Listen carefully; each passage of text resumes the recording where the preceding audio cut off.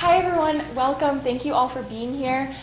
This is a presentation on special rate recruitment, retention, and integration in the WindowDressers model. My name is Grace. I'm a junior at Bates College. My name is Newell, and I'm a senior at Bates. My name is Griff, and I'm a senior at Bates as well. We thought it might be good. We have a lot of different people in the room right now. We have participants who have been through the WindowDressers process that are here with us tonight. A couple canceled, but we do have some participants here. We also have local coordinators who have been doing this work around the state of Maine, and we have some students from the college and professors. So we thought we'll keep it brief, but if everyone just wants to say their name and sort of what their role is in the context of this room, just maybe one or two words each from everyone, and we'll start right here. My name is Sam Soffelsnow. I'm on the board of WindowDressers and a colleague of Dana Baer at the Brunswick Community Workshop. Hi everyone, I'm Karen Palin. I'm one of the co-instructors for this course along with Frances Eanes. I'm Laura Seaton. I'm the Director of Community Workshops for WindowDressers. I'm Josephine Jacob. I'm the local coordinator in Deer Isle. Ray Smith, and I'm the local coordinator in Searsport. Diane Smith, president of WindowDressers and local coordinator with Ray in Searsport. I'm Danielle Ward, and I'm a junior at Bates College. I'm Shay Glider. I'm a junior at Bates College. I'm Frances Eanes, and I, along with Karen, co-teach the course in which this particular project is happening. I'm Leslie Furno. I'm the local coordinator in Dover Foxcroft. I'm Emma Solar. I'm a junior at Bates. I'm Sophie Gary, and I'm also a junior at Bates. Hi all, my name's Dana Baer. As Sam said, I work on the Brunswick build. I have for several years now, and I'm also on the board at WindowDressers. Val Cargill, client. I'm Livy Wellington, and I'm a junior at Bates College. I'm Ellie Madwa, and I'm a junior at Bates College. I'm Josh Hurwitz. I'm also a junior at Bates College. I'm Emily McConville. I am not a junior at Bates College, but I work for the college in their communications office. I'm doing a little article for our newsletter about this presentation. Thank you, Emily. So this project is a collaboration between a Bates College Environmental Studies Community Engaged Research course, which we all took this past semester, and a nonprofit called WindowDressers.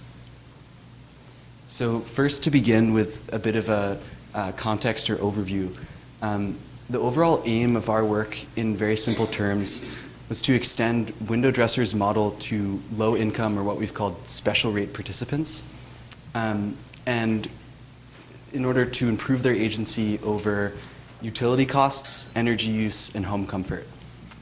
We believe that this is important for two main reasons. The first is that historically, low-income populations have had less agency over these factors because of lack of resources and often because of lack of time.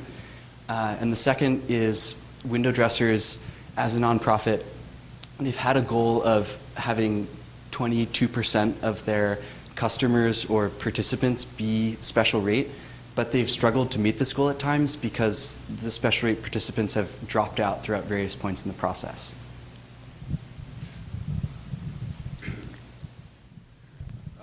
So to achieve the aim that of our project that Noel just laid out, we've had two objectives for our project. Our first objective is to co-facilitate a Lewiston community workshop, which has never been done before in Lewiston. So that involved organizing the workshop by recruiting participants and then eventually helping out with the build of the inserts. And then along with that, our second objective has been to leverage community-held knowledge to gain some insight into ways that the WindowDressers model can be improved. So a lot of what the work that we've done in Objective 2 has been done in the process of achieving Objective 1, which is organizing the workshop. So these two objectives have really been done in concert with each other. I also wanted to say to start, because we have people in the room who maybe don't know WindowDressers, this is what WindowDressers makes. These are home insulating window inserts, and I'm just going to pass them around if people want to. I know our local coordinators have spent way too much time with these, but if anyone else wants to see a sample. Okay, so onto our project methodology, how we went about accomplishing the two aims that Griff laid out for us before. The first, Griff Phyllis is coming behind you. Hi, Phyllis, welcome. I think you feel free to take a seat wherever you like. So the first sort of part of our project was we wanted to amplify participant voices. So those are the voices that are really going to be the center of our focus tonight, and we're super excited to have Val here as to represent that. When we first had this conversation with Laura, the director of WindowDressers, she said, like, we really want to hear from participants. They have the deeper knowledge about what it is that makes this program worth it for them, not worth it for them, and all the gray area in between. And so that's who we really focused on. So we set about, okay, how do we get participants to talk about this, and how do we analyze that? And we thought that we would do these sort of formal interviews, like maybe we'd ask someone, could we talk to you for 15 minutes and give you a gift certificate or anything along those lines. And we ended up finding that it made actually a lot more sense to let these conversations just be organic. So we thought we'd have a lot of different voices. We ended up just having conversations. Most of those took place during our own recruitment efforts, our own workshop, our own installation, and some others took place through phone interviews with past participants, a couple of those. And we ended up having in total about 70 and then initial at recruitment and 30 following conversations with participants, either in Lewiston or elsewhere. So about 100 very natural, organic, sometimes even snippets of conversations. You'll see examples as we move through. Our second source was local coordinators. So local coordinators have been doing this work around the state of Maine, some for 8 years with difficulty reaching special rate participants, some for 2 years with high rates of success of reaching special rate participants, and all in between. And what Laura sort of said at the beginning when we talked to her was, we feel like, we can recognize local coordinators have knowledge and sort of pockets around Maine, but how can we kind of bring that together and provide background and context for this project? So we really used 10 interviews with local coordinators who generously gave their time, many who are in this room, to sort of give us our driving questions. How should we be asking questions of participants? What should we be looking for? And then we sort of tried to put those in concert with one another, and you'll see that tonight when we talk through strategies. If you want to just scroll a little bit up, Francis, just to this part. Thank you. So we also had a third source. So Sharon Klein, who's deeply affiliated with WindowDressers at UMO, very generously shared with us the work of 350 participant surveys that she's been gathering over the last 3 years, about 100 of which would qualify as low income. And so that was really rich data. There was a lot there. And so we tried to just take some initial findings of those, and we're excited for Sharon to really share more of those and go deeper on it in the future. That won't be a huge amount of our focus tonight. As you can see, we've arranged these in terms of the weight or emphasis that we'll be placing on them, not only tonight, but just throughout our process. And more on each of these sources can be found in our final report, which we will be happy to share with anyone. Okay, so another quick thing that we just wanted to say sort of at the outset of this presentation is, here we are, 3 Bates students working in Lewiston, been tasked with finding out what it is that makes special rate participants engage or not engage. And it might be an immediate question of, where do these findings and things we're going to talk about tonight apply and how? And so we just wanted to say at the beginning that we absolutely recognize what WindowDressers stands for, which is that local coordinators have a lot of knowledge in their own locality, and that's why WindowDressers has coordinated teams that operate within each distinct place. But we also think that we've happened upon some really foundational patterns and strategies that can be applied across many different contexts. So Lewiston has a lot of renters. It's more urban. It has older stock housing. How does that apply to somewhere in Dover Foxcroft, for example? We absolutely think it does, and we're going to walk you through some of that tonight. That being said, there are definitely ways that each area is going to have to adapt what we talk about, think about it differently, reframe it for their particular area. Similarly here, we've talked about special rate participants as sort of this massive group of people. And we want to make it clear that we don't think that that's a monolithic group at all. And in our research, we've been really careful to try to adhere to that. And so while the view might be that there's this special rate group and all of these subgroups fall under it, we've really been finding that within the special rate group, there's a significant amount of overlap in the things that are motivating, the things that are difficult, and we'll walk you through a lot of that tonight. So that's great, thank you. Okay. So here's an overview of the people that we've spoken with at each step of the process. Just an introduction to the visual here. So these are the 4 steps in recruiting customers for WindowDressers. So recruit, measure, build, and install.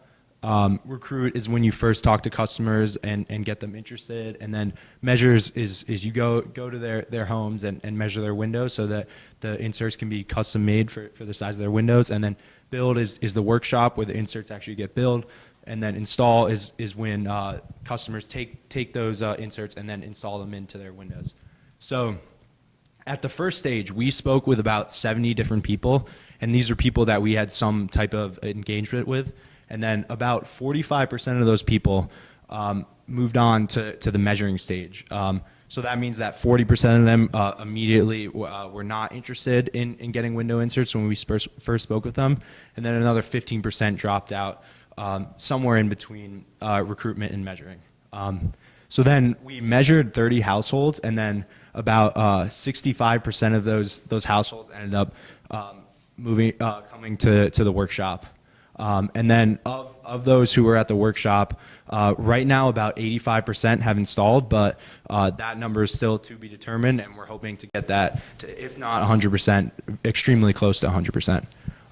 So why should you listen to us today? Well, we've actually been pretty successful in recruiting special rate participants. We found 30 households in a limited amount of time. So as we talk about some of the strategies that we found and incentives and barriers to special rate participants, they will come from what we've learned from every step of the process here.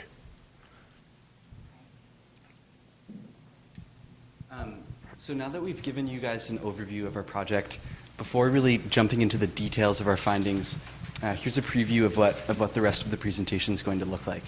So first, during our recruiting, from our conversations, we came up with a list of incentives that made people say yes to the program. We also came up with a list of barriers that made people say no or not commit to the program. And then number 2, with those incentives and barriers, we came up with strategies, some of which promoted the incentives, and then others that attempted to mitigate the barriers. And then lastly, number 3, after we present our findings, we want to ask you guys questions to comment on and I'm sure add to our research. And I guess I want to say before we move on, and Francis, you're welcome to flip to the next one, is all of these visuals and slides will be emailed out after this presentation. We just thought it would be nice to have everyone's focus right on the screen here, where you will get it all, so you feel no need to take it all in. A lot of these things are a little bit overwhelming, and that's kind of intentional. There's a lot of nuance and detail in our findings. Okay, so yeah, that's perfect right there. Thank you, Francis. So the first thing when we moved to our findings is we had all of these notes on lived experiences. So conversations we've had with people, things they've shared with us. And we had to figure out a way to analyze that and break it down. And while kind of keeping a lot of the richness in the qualitative data. So in order to identify incentives and barriers, we did a pretty standard thematic analysis, and we're going to walk you through just some examples. And I think you'll see it's very intuitive how we moved through this. So if you want to go to the left. Okay, so we have example number 1. There's a lot of text here. We'll read it. You'll get a handout. You can read them all more later. Yeah, a little to the left. Thank you. Perfect. So I went to go measure a woman's house in Lewiston. She had committed really through a friend, and I was meeting her for the first time at the measuring appointment. And I went over to measure one of her windows by her kitchen, and there was freezing cold air, just like streaming through. And so I asked, like, what's the deal? What's going on? And she said, I've asked my landlord multiple times for now, 3 years in a row, to please replace these windows. And every single year he says, not this year. We also had a woman who said that her landlord once shut off the heat without warning in January. It was so cold that her family had to move. So in both of these cases, we have people who needed agency over the temperature of their home, and these inserts provided that.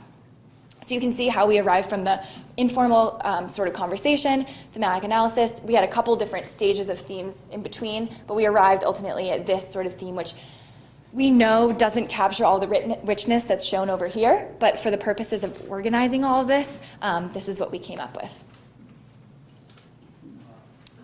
Additionally, we spoke to a few people who had just experienced sudden increases in their utility bills that had become prohibitively expensive and really changed their everyday behaviors. One man noted a recent spike of from $75 to $200, and another man had just moved to a new apartment and found that his heating had gone up by a lot. So the fact that putting inserts into their windows could really cut heating and utility costs was a huge benefit for customers. So we also, I went to a couple new Manor homes where one of the first things I noticed was that in all of the windows, blankets had been stuffed to try to just keep the cold air out. And I saw this across multiple households. The kids who lived in the bedrooms where these windows were needed humidifiers running for their needs. And so the blankets were constantly getting just soaked and waterlogged, and the occupants of the house had to change out the blankets every day, sometimes multiple times a day.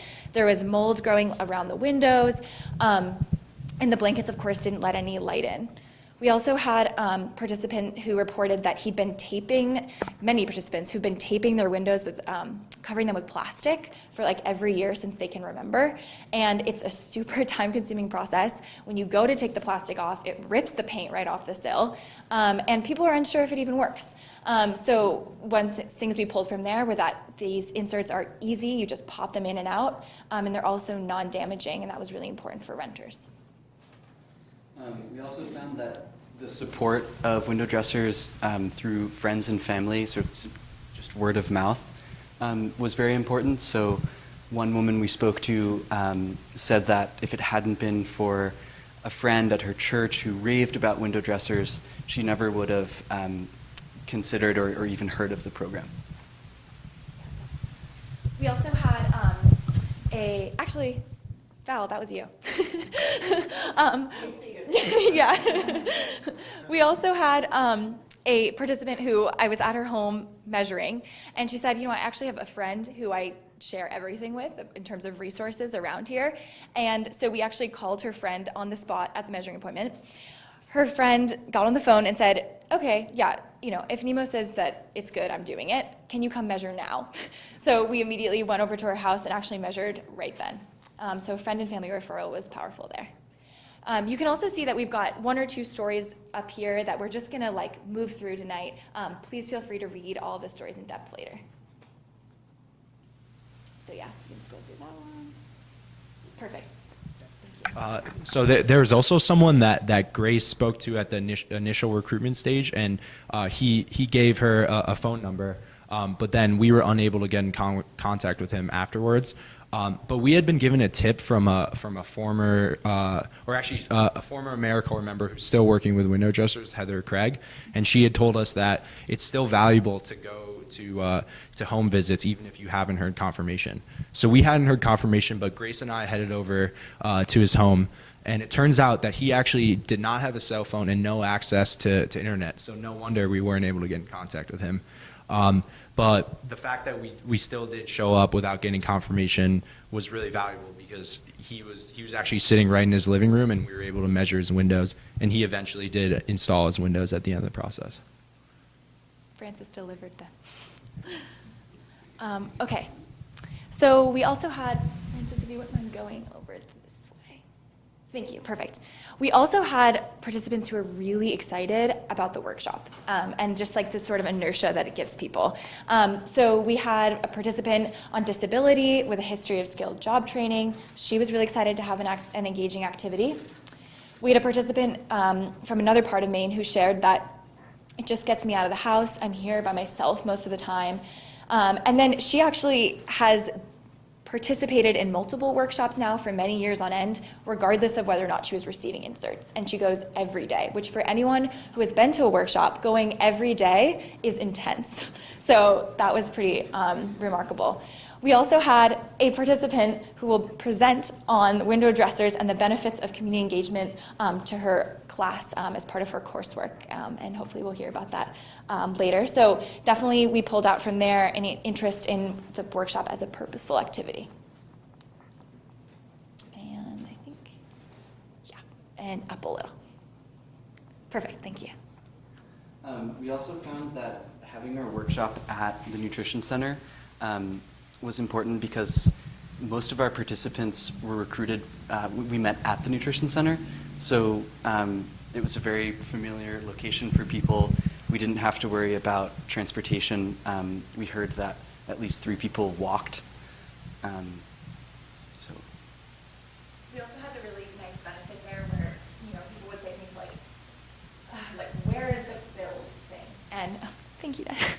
Where is the build thing? Like, where is that taking place and what is that? And we could just point to the room right next to us and say, oh, that's where the workshop is. It's right next to you. And that's where it'll be in a couple of weeks. So that really helped to be recruiting where we were building. So back to the person I just told you about who had no access to cell phone or internet.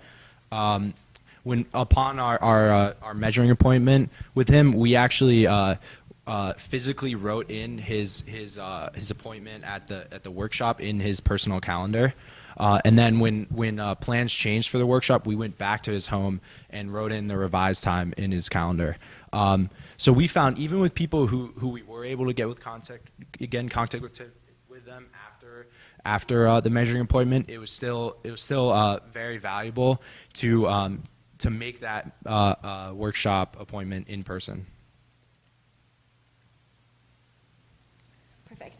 We also had a couple of people who had friends or family act as informal translators at our workshop.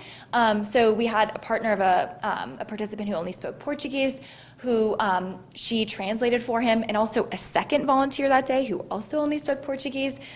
Great that they arrived on the same day. And then one of the local coordinators and I speak Spanish a bit, and so we were able to kind of bridge the gap enough once they got oriented, but it was definitely helpful to learn the ropes at the workshop and just sort of integrate them right off the bat. We also had a family who hadn't responded to our text. We'd say are you coming to the workshop? You're scheduled for Friday morning. And we hadn't heard back.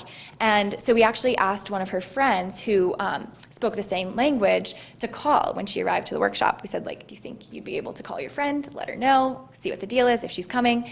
And actually the next day, a member of that family arrived for the workshop and came to 2 different shifts. So it was definitely helpful to have her call. Similarly, we also found that having the labels of the inserts in a different language was helpful. So Grace, at a measuring appointment for a woman who didn't speak a lot of English, spoke Spanish, Grace offered to have the labels of the inserts written in Spanish. And the woman was thrilled and as a result had a much easier time installing her inserts. So we also had a lot of deliveries of our inserts. So we had families who had a van, but they weren't able to get the van in time to come pick up the inserts, at least promptly. We had other people who didn't have a car at all and had walked to the workshop. And so one of the main incentives for participants was that we delivered their inserts directly to their home. And we've heard of other local coordinators doing this, but I think it's maybe sort of like a, oh, if you have to kind of thing. And we're just doing it, dropping them off. If we don't hear from you, it's coming to your house. And we had a family who we ended up going, installing their inserts, and at that time, it was actually really easy you're there, you've got the insert, you can demonstrate how to put it into a window. It takes another 2 minutes, and it's really useful. You can show how to read the label, turn it outside, install from the bottom, use the paint key, and from there on out, I've gotten confirmation texts that people were able to install after that, including one woman who installed 25 inserts for her whole family's apartment building right after I demonstrated how to do it. So we've just sort of transitioned here. Hopefully you can see the color change, that we were just talking about a lot of different incentives, and now we're going to tell the stories of a lot of different barriers. So we have a woman who we asked her for her schedule at measuring, and she said, I just don't know. I don't have a phone plan this month, but you can text my brother and he'll get in touch with me. We ended up calling, her son. We ended up calling her son, and that didn't work. We couldn't get through to him, and we ended up not being able to reach her at all. We also had another woman who provided her phone number at Recruitment and said, like, just call me later. I don't know if I can make this decision right now.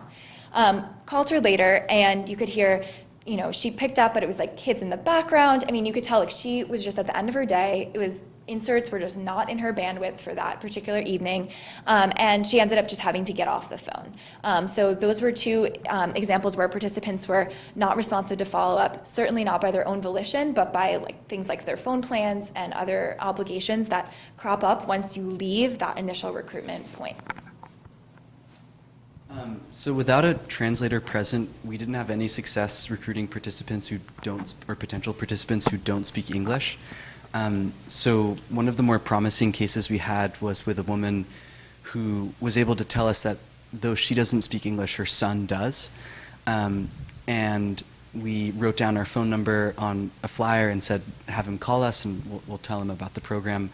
But unfortunately, we never heard from her son.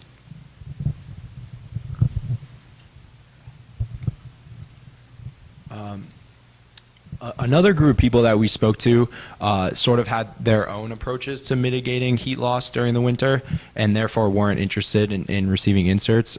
For instance, one man that we spoke with spoke of wrapping his windows in plastic and said it works just fine. And then when we asked him how long does it usually take, he replied, not long at all, I got it down to a science. I think, Francis, if you go over to the right. So we also found with people who state that they move around a lot, it just doesn't make sense to have inserts in a home for one season if they're going to move the next, where they'll be in a different place for the next winter. Yeah, and I guess, you know, we definitely tried to advocate for the benefits of having those inserts in your home, regardless of whether or not you'll be the one benefiting from them, but it's just hard to motivate people on that front. Francis, if you wouldn't mind moving this way, that's great. We also had a young couple who said they've just moved to their new apartment. It's their first heating season, and they have no idea whether or not it will be cold in their apartment. And right, it will be. But that's kind of an experience that I think, I don't know, but in this case, this couple was interested in like finding out for themselves, like whether or not they needed them. Should they invest in this whole process? And in Lewiston, where people are renting a lot and moving around a lot, that was really important to note. We also had, this way. Okay. No, you're good. So we also found that one participant, upon recruitment, he provided his address, but was unresponsive to follow-up texts reminding him about the measuring appointment. Grace and I just decided to try to show up, but when we showed up to the address that he provided, but when we showed up, we found that we forgot to ask for the apartment number, and we asked a neighbor of the complex if he knew where this man lived, and after he said he didn't, we left.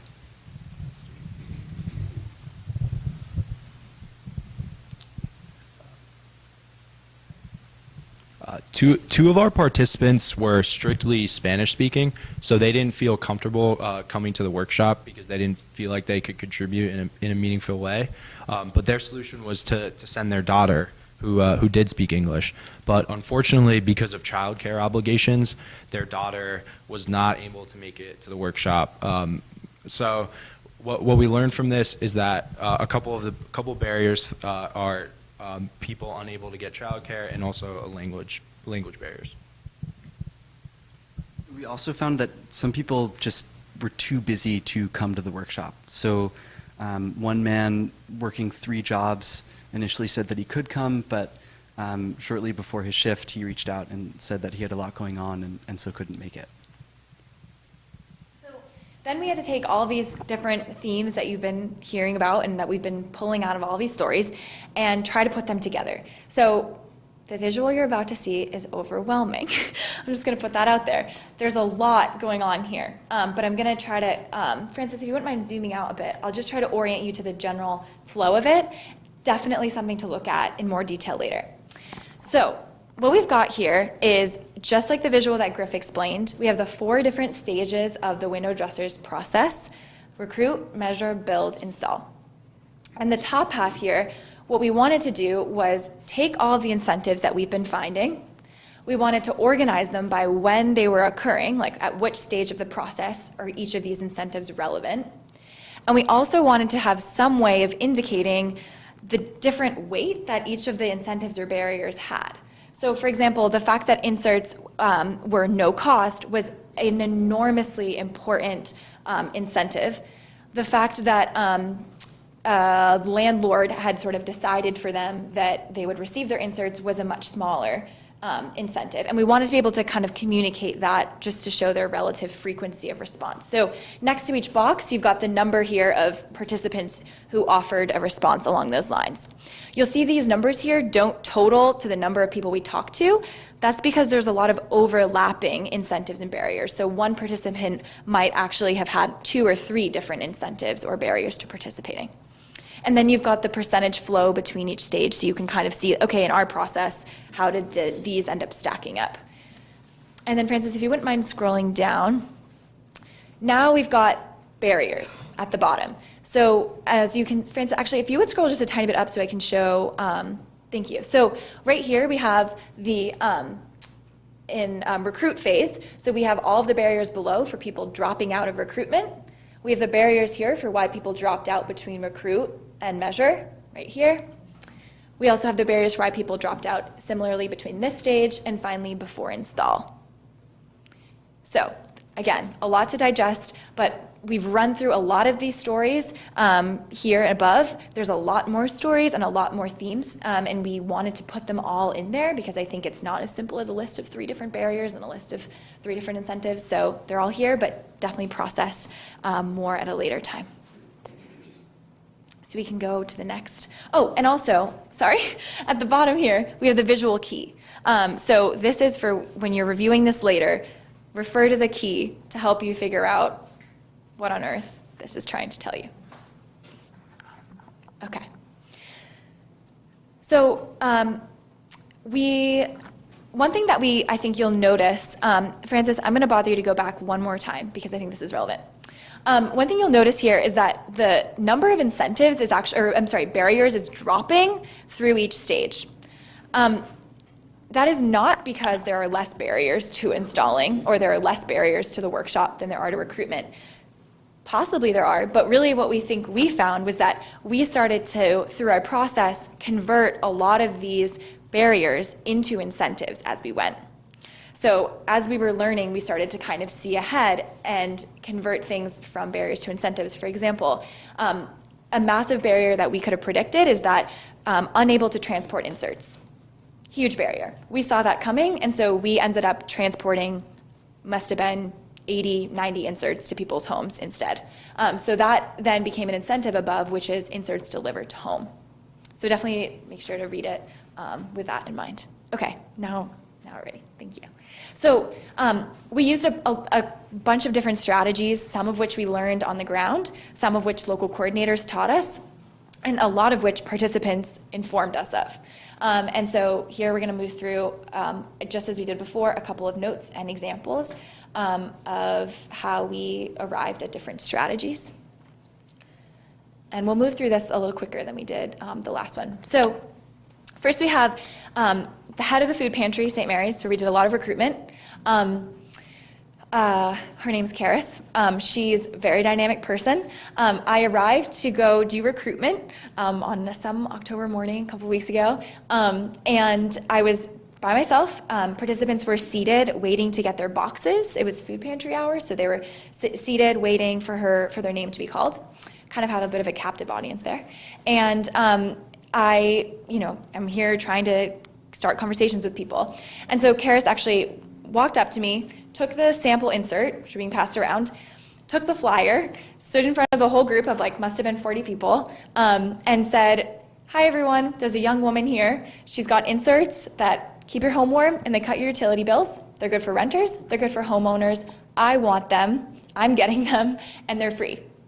And there's a couple of reasons that she was able to do that. One is that we were at a food pantry, so we can assume a lot of eligibility among those customers. So we were able to make a really sort of clear-cut statement at the beginning, these are free. And it was obvious that we weren't selling something to people. That really helped to get in the door and have conversations. We also asked the staff to explain no cost to a group. Kara's had a lot of pull with those people. They know her, they trust her. And so having her introduce me was absolutely essential. In fact, that morning, I recruited eight participants in under an hour. So that was very useful.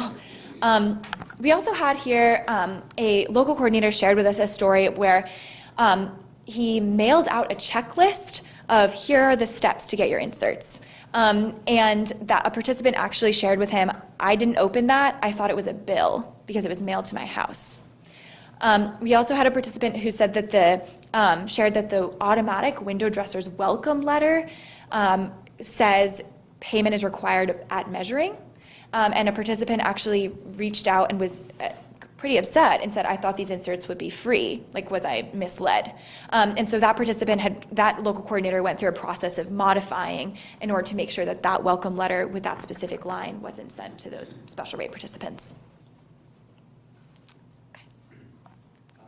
We encountered a number of participants who were nervous about the workshop, particularly how they would be able to get to the workshop. So we developed a couple of strategies to mitigate some of that nervousness. Oh, first let me just tell you what one of these participants said. So this was a family, only one of whom speaks English, and she asked, so what is the volunteering? Like, what do we do? Is it in Lewiston? Because we don't drive and my parents don't speak English. So first of all, we chose a familiar location for the workshop. We located it at St. Mary's Food Pantry, which is where a majority of our recruitment occurred. And we also spoke with people about possible transportation barriers that they had, and we offered to give them a ride to the workshop. And we tried to offer flexible volunteering at different times of day, and made sure that if possible, participants could take home their inserts at the same time that they volunteered at the workshop. We found that, we found that everyone who said, this sounds great, but let me check with my landlord or my family member to see if I can really do it, we didn't end up hearing from those people. And so we came up with the strategy to just offer to contact their landlord or family member on the spot and say, I'd be happy to talk to them about how these inserts are removable and non-damaging. And then in the same light, it was much easier to say, if people were unsure about whether they wanted to commit, it was much easier to say, you know what, how about we, it seems like you're unsure, but how about we just book a measuring appointment now, and you can always call and cancel later. So one local coordinator in an interview shared with me a story that a participant up in Belfast had left their inserts sitting outside with a blanket over them. They lived in a house where there just wasn't sufficient space to store their inserts, or at least they weren't sure how to store them effectively within the space that they had. So the strategy that comes out of that is to really guide people on how to store things, how to store the inserts, but do it in a way that's really simple. So you store it carefully, but you can even put it behind your couch. As long as it's vertical, as long as it's dry, as long as it's safe, put it behind your couch, and really make that a really accessible explanation and not an intimidating process.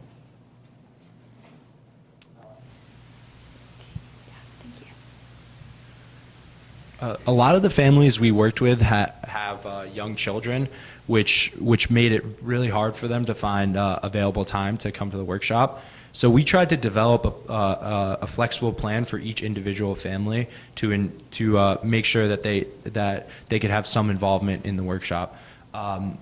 So that took the form of either having another family member come to the workshop. Also, and also ensuring that there were flexible times at the workshop. One family actually brought two twin 11-year-olds to volunteer at the workshop, and they ended up being superstars, and we were super impressed with them. One of them actually spilled some crumbs on the floor, whoopie pie crumbs, and she asked where the broom was to go sweep it up, which I was really impressed that 11-year-old would have the wherewithal to do something like that. So when we were talking to people during recruiting or measuring, it was difficult to really be clear about when the workshop was taking place, especially because it was months away. So we found it much easier to just ask to write down on people's calendars or on their phones when it was taking place. And that was especially the case with folks with a language barrier. And I think also, we were 3 weeks out of our workshop. I think sometimes people, even without a language barrier, the concept of not next Wednesday, but the following is I'm not in that space. So getting the calendar out was useful. Then we had a family who was strictly Spanish speaking. I was showing her, I'm trying to explain the workshop as best I can. And I realized that it would be a lot easier if I just showed her some pictures and videos from a workshop, training that we went to in Portland. So I just took out my phone, played her a couple of videos, a couple of photos. She seems I don't know, she didn't seem super into it. I wasn't really sure, I couldn't really get a read on her. And then all of a sudden she's like, hey, and she calls her husband and she's like, come over here and look at this. Come look at these pictures. And he immediately, her husband came over and was totally engaged in the workshop and was totally fascinated by it. So showing pictures, videos of the workshop space, the tasks, the meals, it can really demystify the workshop, which can be a kind of intimidating space if you have no idea what you're getting into. On a similar note, for those who were intimidated by the workshop, particularly those who had a language barrier, which made it a little harder to comprehend exactly what they were supposed to do, we found that training them through a hands-on approach in smaller groups was much more effective than the large demo with all the volunteers standing around.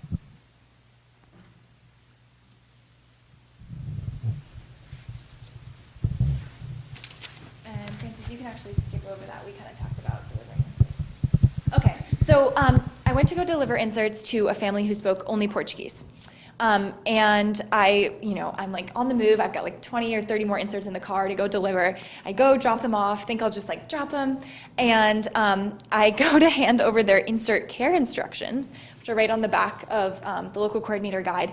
And I realize that they're all in English and they don't have any diagrams or visuals. And so I wasn't sure what this family would do to follow their instructions for installing and also storing their inserts safely. And so that was where, like we mentioned before, a in-home installation demonstration was really important.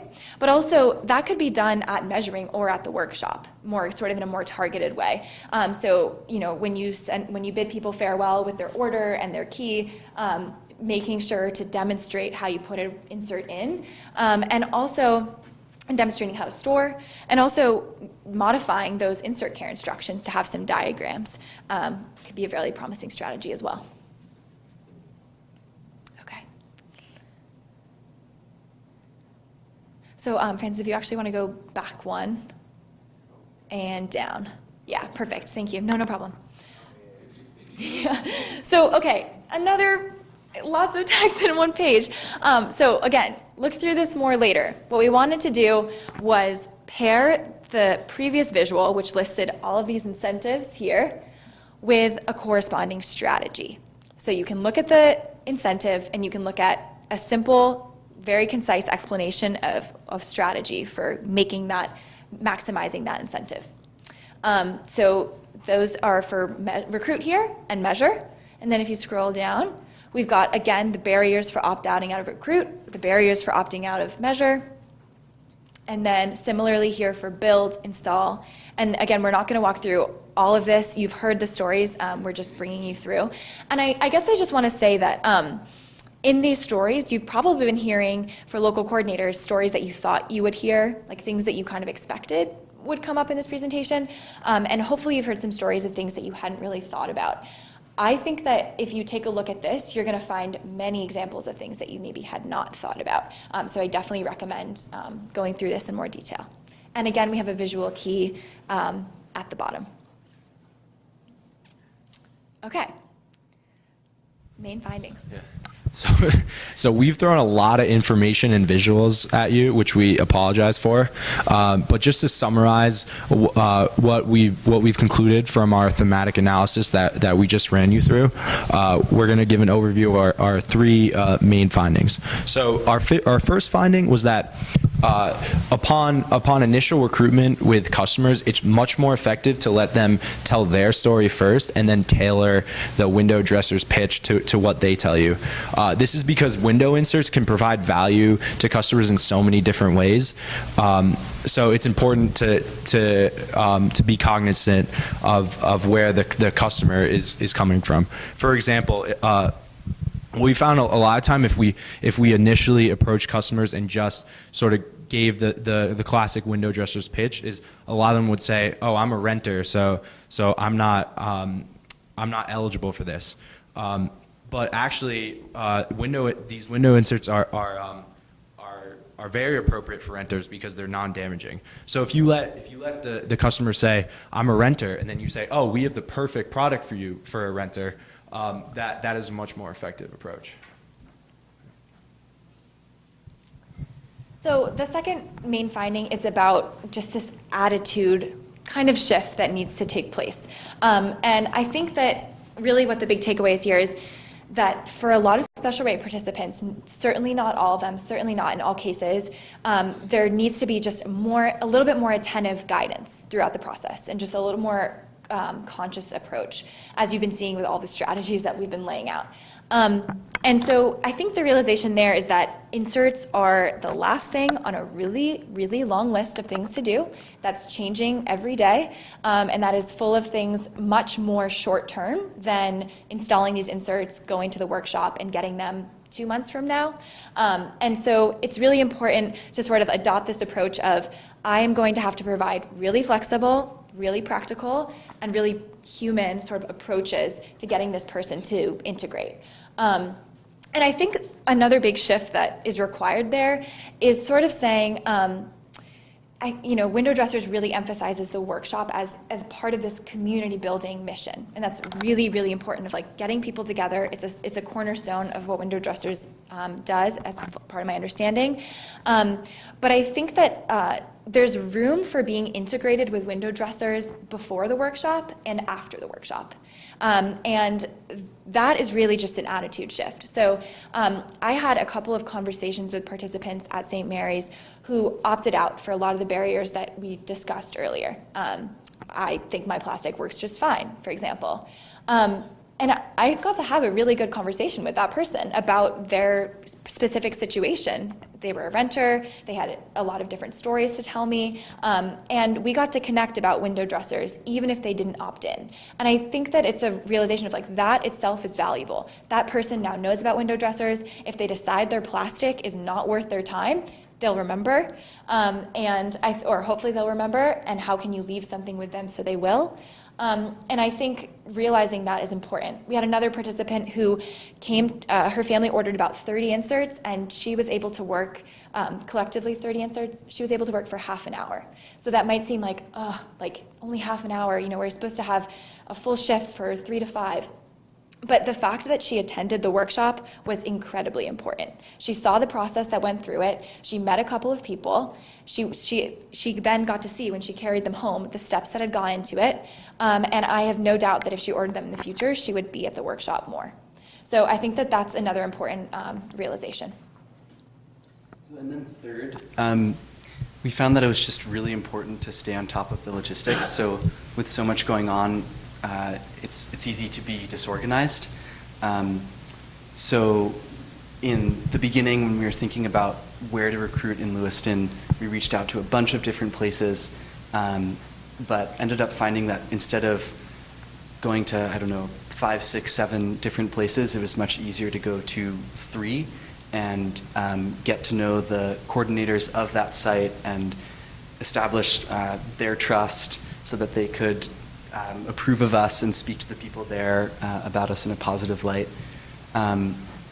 We also found that sorting out all of the logistics of time and place and where to be and what to bring was really complicated, and it was a big burden. So we tried our best to take that burden off of participants and put it on ourselves. So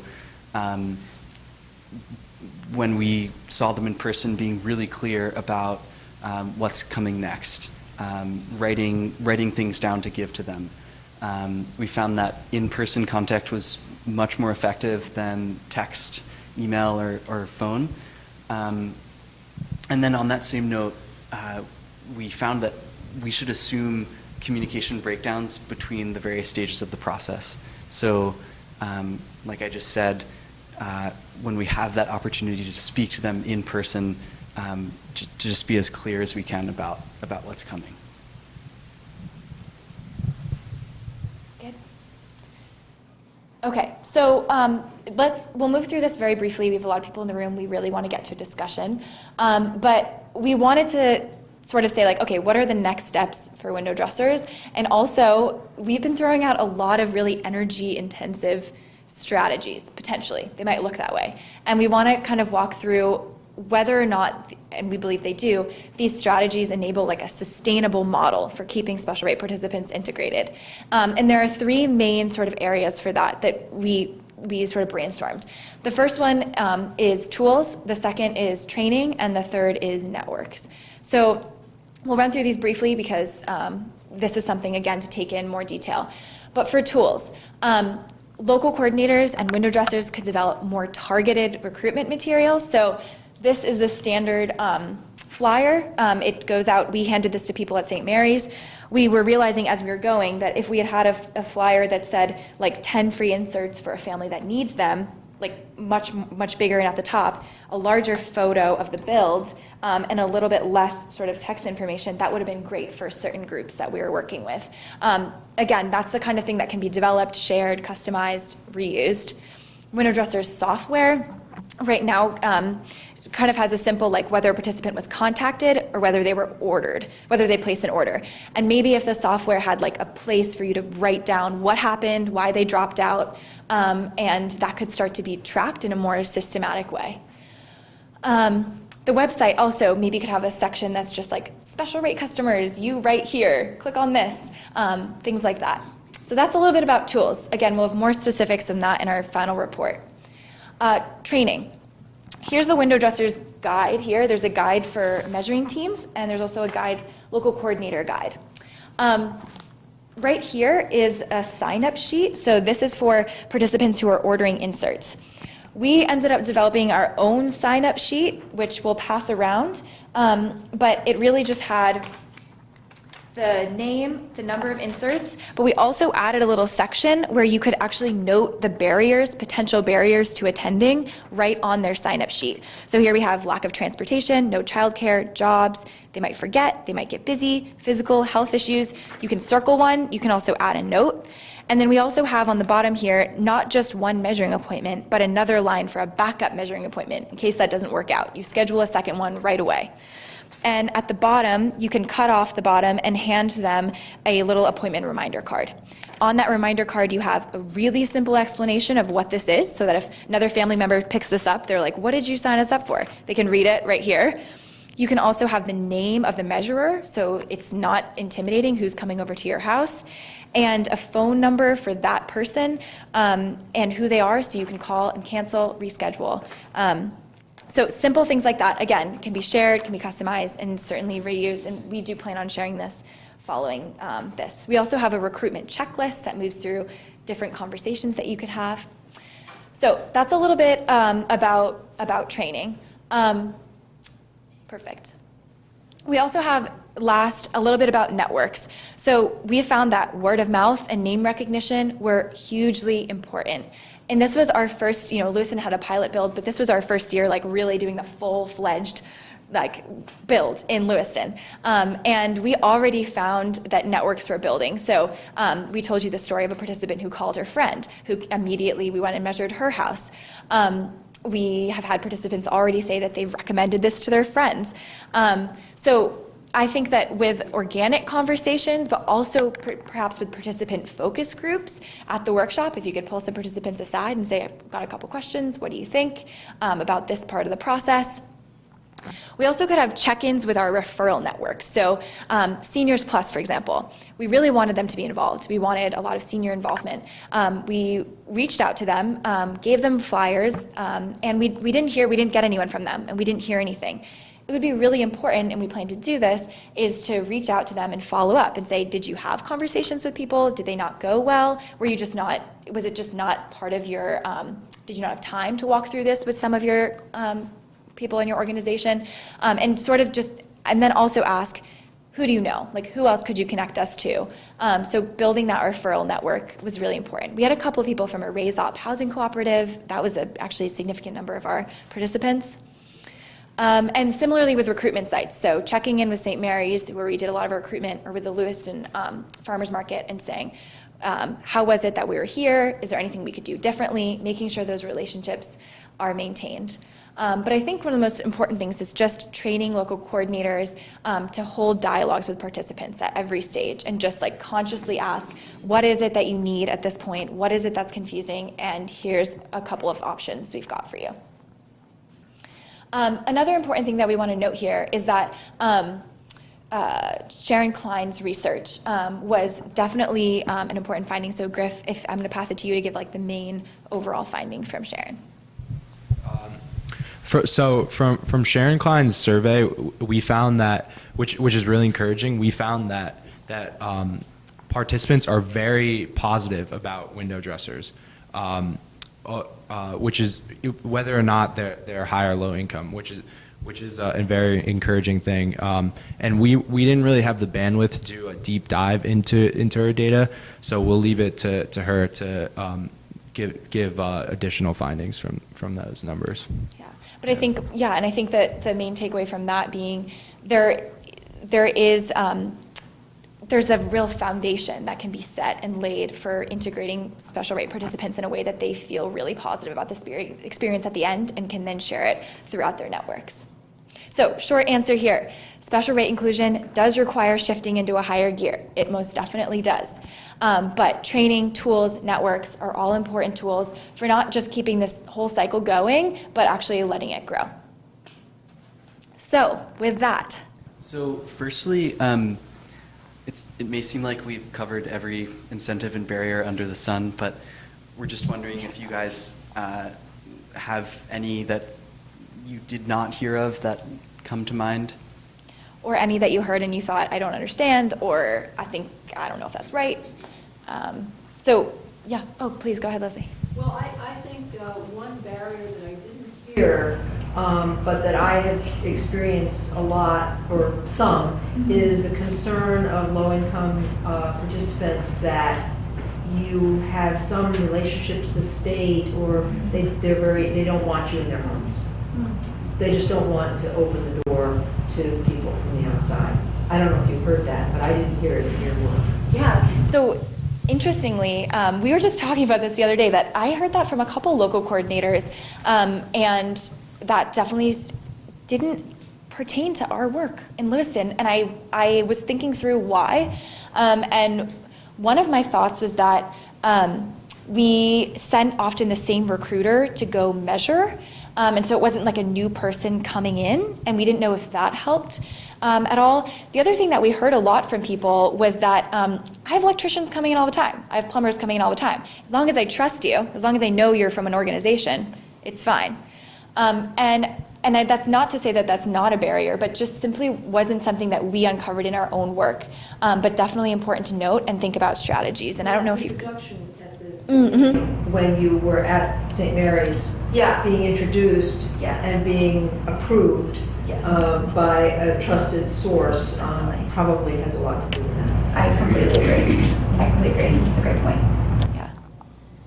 And feel free, also, we've got these 2 other sort of categories of strategies that you want to add to or explore it further, and finally continuing the conversation, like how can we keep getting people, if that's something that the organization is interested in and local coordinators are interested in a room together and talking about this kind of thing. So feel free to touch upon any of those different incentives or barriers. Yeah, yeah, Dan. When you were into rentals and apartments and they were owned, were they all renters that paid for their own fuel, or did some apartments, that their heating was included in their rent? We had an absolute mix. We had a couple of participants who were on fuel assistance and actually decided to get inserts because of home comfort. Sometimes just they didn't want to turn up the heat any more than they already had, and so they knew inserts could at least double the amount of heat in their, make it significantly much more warmer in their room, in their house. And so I think that was part of it, was that people saw an incentive to just increasing the temperature. But we had a mix of people, and I was surprised. I think I had thought that if you paid for your own heat, you maybe wouldn't be interested, and I did have a phone call with a participant who scheduled the measuring appointment and then called and said, I'm actually going on fuel assistance, so I don't need these anymore. So I did have a participant who did opt out, but it was one person. That's even more reason Yeah, definitely. So I think Did that any landlords agree who paid for the fuel? Did any of them agree to pay for these inserts? we had a couple of landlords. Val, I see you're raising your hand. Feel free to. The first time I'm a landlord, and my tenant turned me to this thing that I'm in love with. And the first time Dana came and he measured it, the whole thing, and he says such and such, and I paid him. And I knew I was going to finish my building. I knew it. So this year I called him first. He says, oh, no, you go online, and tell them that you are a return client. And I do pay for the heat. I have 3 sources of heat in my house. On my apartment, I have wood, I have propane, and I have oil, which I just got a brand new furnace. And what I found out was that not all the tenants is as much as self-conscious as I am with the heat. It's like, she's paying, you know what I mean? And a couple of times I have to talk to my tenants. The state tells that during the day 68 and the evenings 65. And he was very agreeable. Now, because of the inserts, when he leaves in the morning, he goes down to 62. And that's all day. He's not, and the house is toasty when he comes back. Good. So that's my experience. Thank you. And I am on a mission for this whole. I am on a mission. I'm glad you're here. That's I think that answers that question very well. Yeah. Go ahead. Where did you recruit? I know you mentioned the Yes. St. Mary's. Are there other places that you recruited? Yeah, so the other main site was the Lewiston Farmers Market, but really we went to St. Mary's Food Pantry for the first time during food pantry hours, and it was just working. It was working really well. Like, we were getting at least 4, sometimes 5 participants in an hour's worth of time. I mean, that was amazing. And so we really just found that returning there was useful. Different people would come in different days. The staff got to know us. Some people started to recognize us. So we really used that site a lot. The other places that we put some sort of passive recruitment materials out at Seniors Plus was what I mentioned, Raise Up Housing Cooperative, and a few other different businesses. Didn't get much out of that. We had 1 or 2 participants who came through a listserv, an email listserv, and a few who were referred from other builds. But other than that, it was those in-person conversations that then led to friends phoning friends that helped us. So I would say it was word of mouth. Our participants were a network in one way, and then also the food pantry was phenomenal. It was high eligibility, and it was a lot of different groups that we were really interested in getting in touch with. Yeah. And if I read the chart right, it seemed to me the chart was suggesting that 35% dropped out between measure and build. What was that? What was that all about? Yeah. So, Francis, I don't know if you'd be able to get back. It would just be 1 over to the left. So while he's doing this, I'll move to it. So the reason for the dropout were sort of twofold. So one more over, and perfect. Here we go. So we've got 40% of participants dropping out. That was an initial dropout, like we had a conversation at the food pantry, at wherever we might have been, and they gave all these reasons for not getting inserts. The 15% here was participants who scheduled the measuring appointment. We were on course, and then these barriers came up. Cannot reach to confirm, inaccurate or lacking address, and the inserts ultimately were not needed. So those were the different barriers that came up in between. And I think it's really important to know, I think it's a really important observation, that there's 2 points of dropout between recruit and measure. And you kind of think there's probably just one, but just because you schedule the measuring appointment does not mean that there's a shoo-in for an appointment. Yeah. We actually were thrilled to have 65% of people represented at our build in some way. I think that there was a lot going on here. We had the employment obligations, can't reach to confirm their shift, like they were just completely out of touch, unable to get childcare, confusion about shift dates, and the language barrier, and some of those we ran through. With them volunteering at the build. Yes. Yeah, So those were people who still did end up getting inserts, but they just weren't able to volunteer at the build. I'm sorry. I'm sorry. Yes, I'm sorry. That was attending the build. So thank you for clarifying that. Yes, so that is attending the build, a dropout, but then we were able to recapture those participants by delivering to their house and other interventions that we moat. Yes, thank you, Ray. Yeah. Did you have many dropouts between the dropouts of people actually following up and wanting the windows between measuring and actually getting it, that after they were measured, their windows were done, but then they changed their mind? The customer themselves.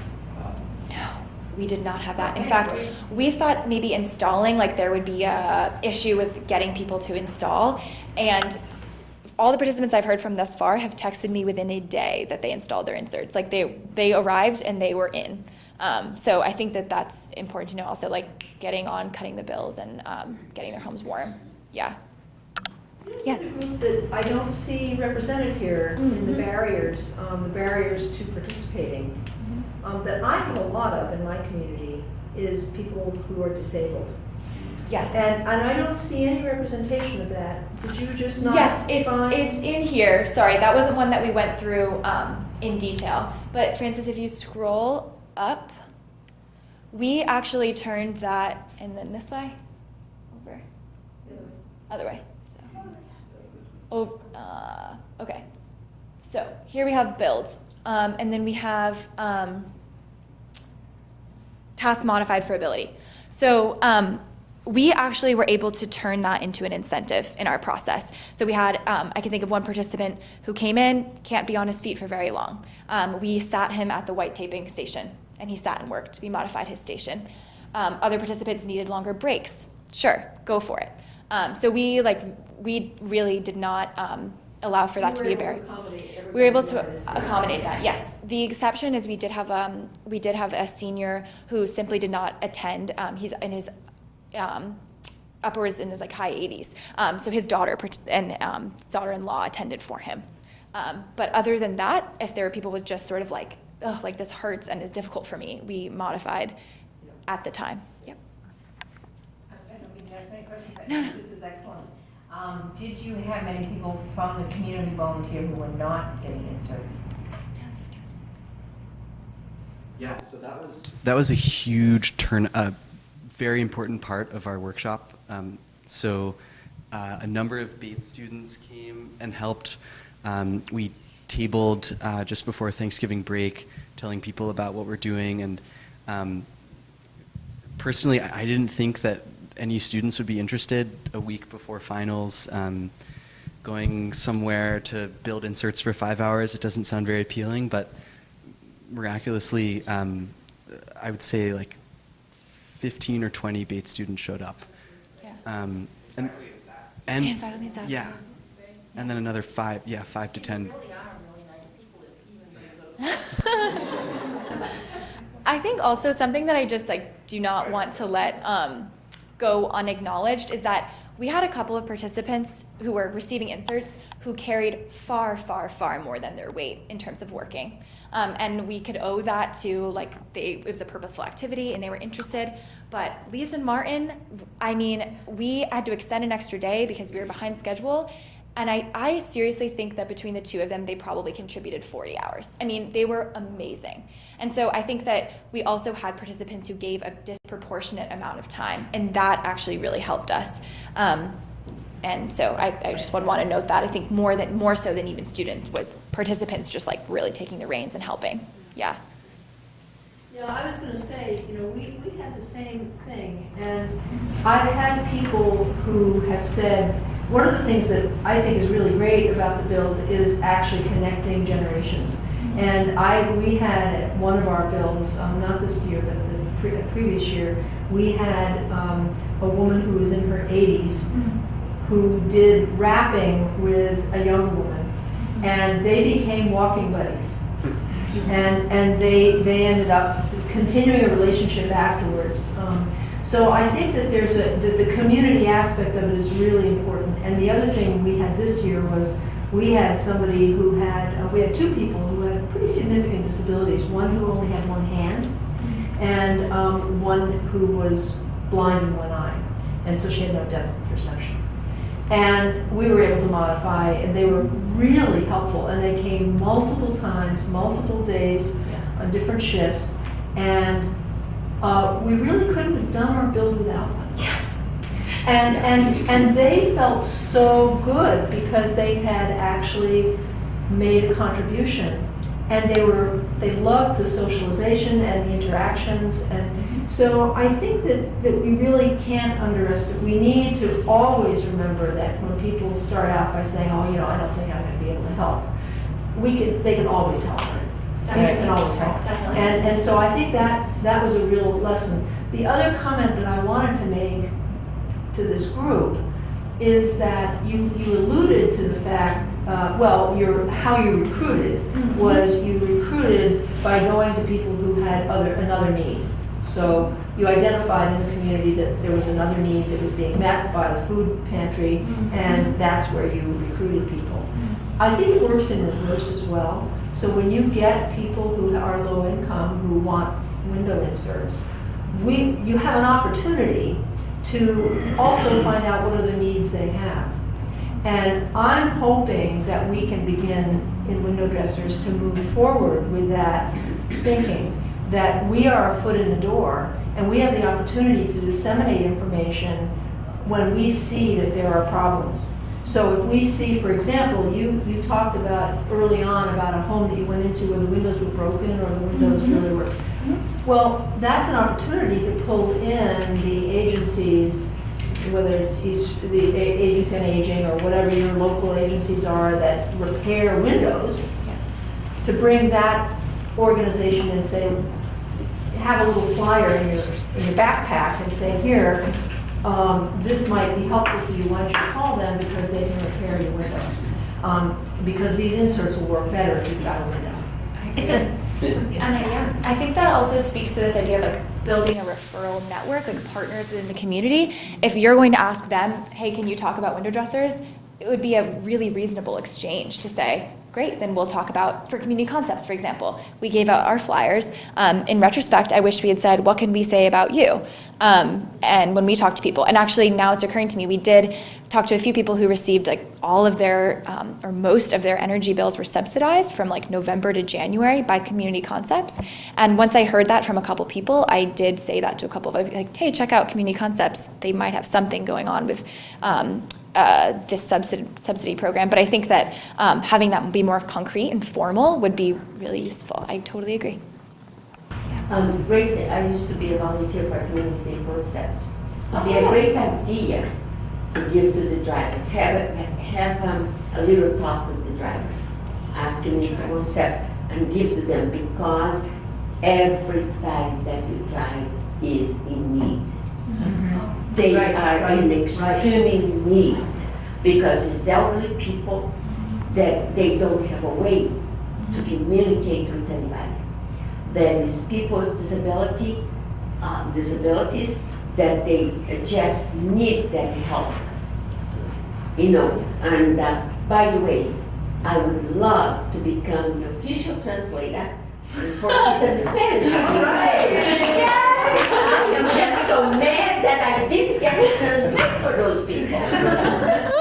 Val, you were only there every other day, just not that one day. Yeah. Well, great. Is community concepts a CAP agency? Is that your role in CAP agency? No, I think that, what's CAP? Community action program. I think so. So that's so that would be Panquist in our area, would be the same. Yes, yes.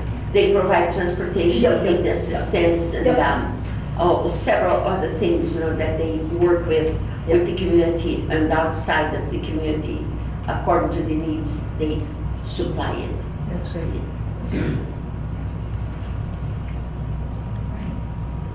Any other thoughts, or maybe we haven't really talked much about suggestions for how to continue the conversation? I don't know if anyone has any thoughts on that. Continue the conversation. So how to have more dialogues like this. What would be useful? Like, you know, not to say that. Yeah, or like, you know, focus groups or sharing clients and a bunch of survey data. Would that be useful? What kinds of things do people in this room think might be useful for just keeping this? This is an ongoing project. I mean, this is like a snippet of the work that we're really excited to have worked on. But If you ever had like a focus, not even a focus group presentation, have other people who are impacting in a positive way the environment. Not just windows, but what are the other things that are going on in the home that if we were all in a room, then people living in communities would be educated to. It's not just the windows, it's, you know, it's like with Habitat when they do a weatherization program, have all the options and have like a panel to discuss what's available out there. Might be helpful in different communities. And it would help us to meet each other and work closer together. Grace, again, community concepts do the installations in homes. You do have a golden situation with them. Befriend them, explain, and go talk to the people who does the installation. I got my house insulated to community concepts at the token of $12,000. They came in and I have a brick home, but where wasn't insulated, they came in, they did a beautiful job. At the time, I couldn't afford it, you know, and they just came in and we had to put new windows in. And again, the furnace was old and that helped immensely. They did the foam insulation down in the basement. Yes, then upstairs where it was, you know, less precarious, they did the shredded newspaper, but it was sealed so tight.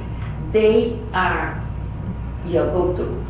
that's very much noted. Yeah, I think we'll definitely have to leave a big list of organizations specifically in Lewiston, and then also thinking about what the equivalent is in other areas. Also, have you contacted the people that disability agencies such as Morrison Agency, IA, Independence Association, which I work for? They have very high functioning people that they send them out. Like I take care of a lady that every Wednesday I have to take her to go baking for a daycare center. She's been doing that for 20 years. They have high functioning people that need something to do, and so they create those little programs that they come in, they tell staff, and they talk to other people.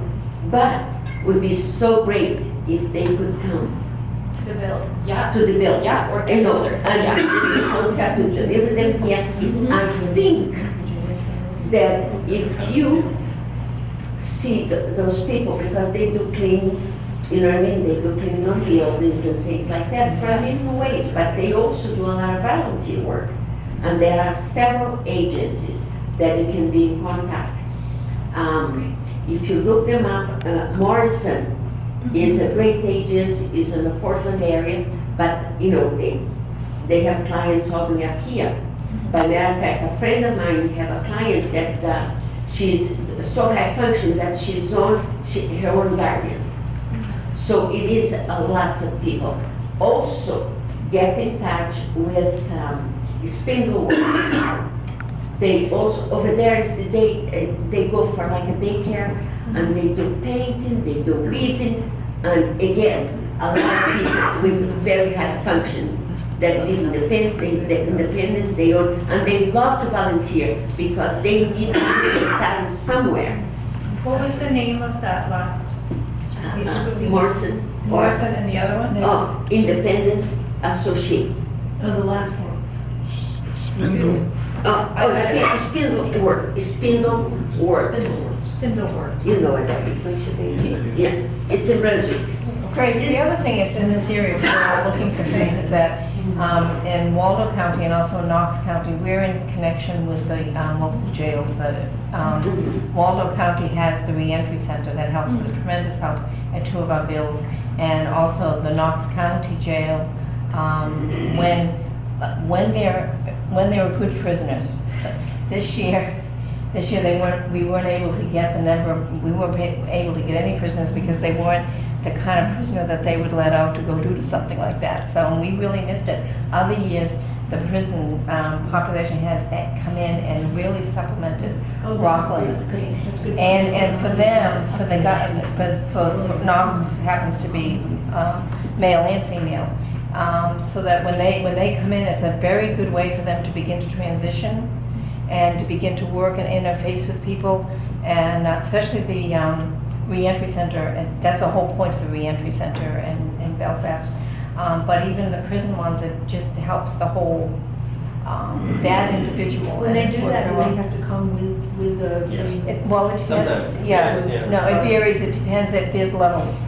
And so sometimes if it's important enough, then a person does come with them. If they think it's that the facility thinks it's important enough that these men come, then they will bring them in, drive them back. Yeah, So you have to check out the yeah. policy at each location, because it does vary. Thank But you. they're a tremendous help. Thank you. And I just want to say that we have to be out of space at 7 because we'll get a major fine. We're not doing that. But I want to just leave, I know a lot of local coordinators, maybe you'll have an opportunity to have a dialogue more yourselves.